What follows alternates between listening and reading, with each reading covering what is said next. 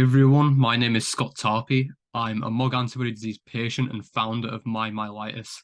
I was diagnosed with MOG antibody disease back in 2020 after having a transverse myelitis attack. After being diagnosed, I started looking into MOG antibody disease and found that the information about the condition was often inaccessible or not tailored towards patients. So I started my myelitis to bring this information to patients in a better way so that they can improve their lives with MOG antibody disease. And I'm also here on this video with Jenny Kazan from the MOG project. Hey everyone, my name is Jenny Kazan. I'm the Australian Ambassador and a Medical Professional Outreach Specialist for the MOG project, and I'm also a primary school teacher in Western Sydney. I was diagnosed with relapsing MOGAD in 2020 after a prolonged history of recurrent optic neuritis. My role at the MOG project is to use my expertise in mathematics to collect, organize, and analyze data, particularly on surveys, collaborate on projects with doctors, partners, and other team members, expand social media networks by connecting to neurologists and researchers globally, and advocating for our littlest people.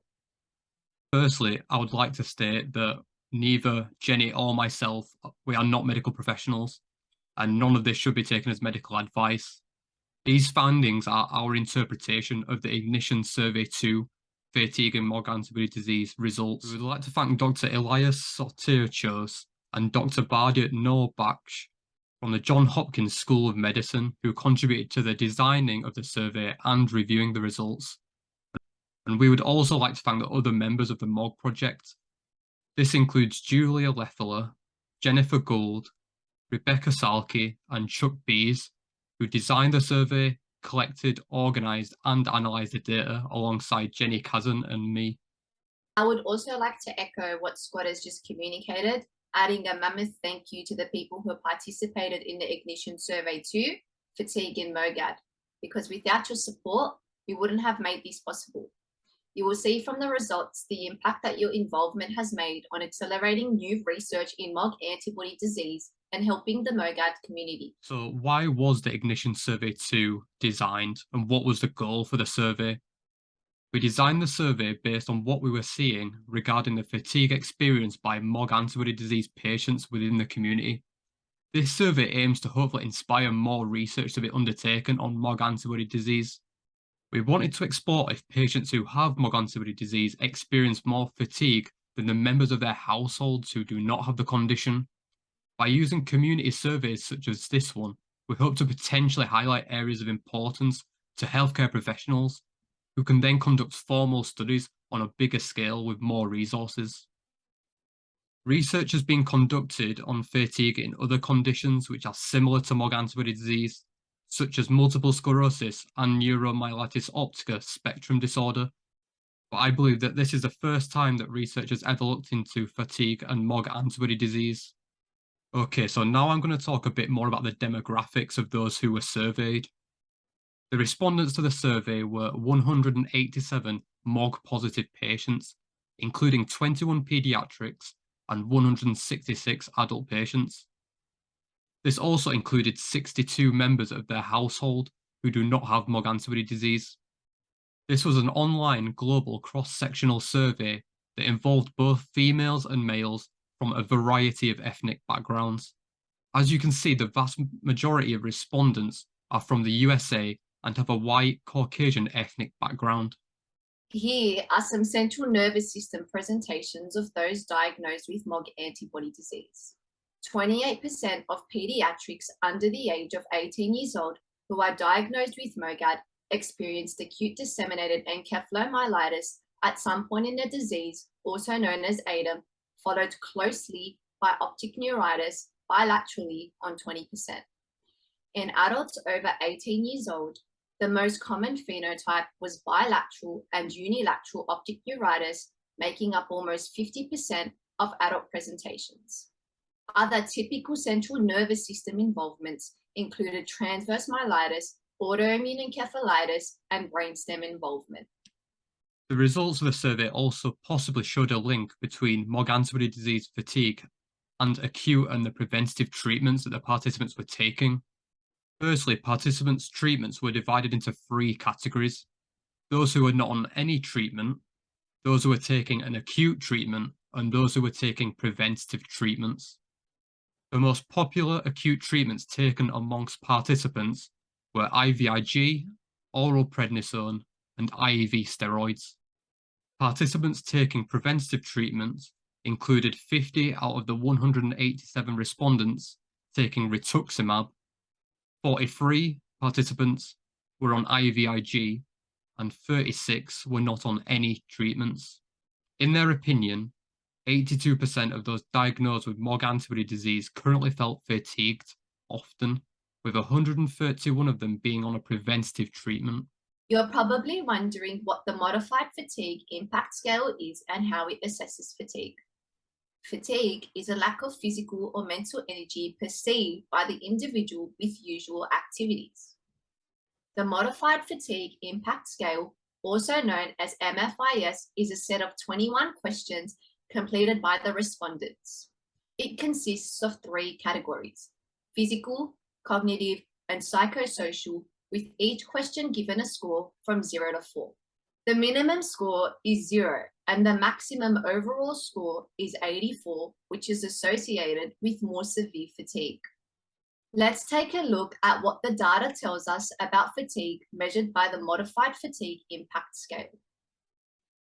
We decided to look at the categorized age groups and overall median MFIS scores of pediatrics, adult men and women who have MOG antibody disease, and members of the household who don't have MOGAD.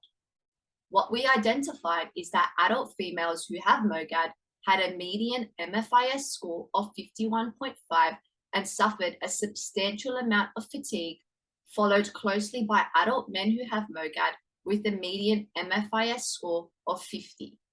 Pediatrics who are diagnosed with MOG antibody disease had a low median MFIS score of 36, which was equivalent to the same median MFIS score of adult females who don't have MOGAD. This suggests that adult men and women who have MOG antibody disease are likely to experience more fatigue overall compared to pediatrics who have MOGAD and adults who don't have MOG. Some other interesting findings from the survey results were around sleeping patterns and sleep difficulties of respondents. When we looked at the data for sleep patterns and sleep difficulties, 32% of adults who have MOG antibody disease had trouble sleeping nearly every night. 25% had trouble sleeping often, which makes up a total of 57% who had trouble sleeping the majority of the time. This is compared to 26% of their household members who don't have MOG antibody disease had trouble sleeping often, and 46% had trouble sleeping sometimes. This difference, however, did not seem to be the case for pediatric respondents with MOG antibody disease, as 75% of children who had MOG antibody disease rarely or never had any problems sleeping. When comparing the average amount of sleep respondents were getting each night, MOG-positive pediatrics had favourable outcomes, sleeping for more than 7 hours, whereas MOG-positive adults were likely to have interrupted sleep, averaging below 6 hours of sleep every night. However, members of their households who do not have MOG antibody disease also slept for less than 6 hours on average too. MOG-positive pediatrics also tended to wake up 0 to 1 times during the night, whereas MOG-positive adults averaged waking up at least 2 to 3 times during the night. In comparison, members of their household who don't have MOG antibody disease only woke up once or twice during the night. So, what do the overall results determine?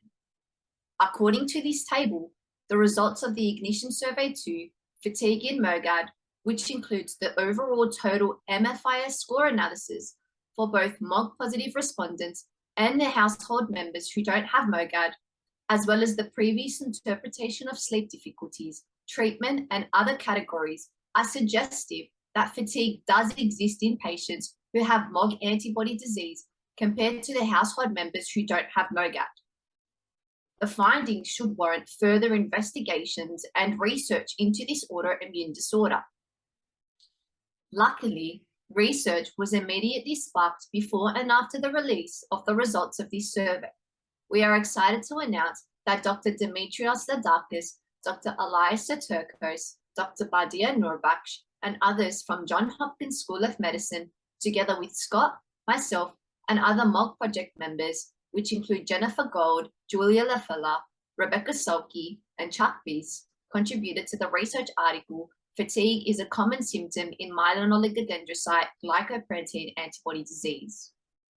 This will be presented as a poster at ECTRIMS in Amsterdam on the 26th of October by Dr. Ladakis and Julia, with the publication accepted and should be released soon in the Multiple Sclerosis Journal, Experimental, Translational, and Clinical, so keep an eye out for it. Thank you, Scott, for presenting the results of the Ignition Survey 2 Fatigue in MOGAD with me and being involved in inspiring research that has emerged from this. Once again, thank you to the doctors, the MOG project members, and the survey participants. Thank you, everyone. In this video, we have only covered a small amount of the survey results. And if you'd like to view the rest of the results of the Ignition Survey 2, we will post a link down in the video description so that you can check it out for yourselves.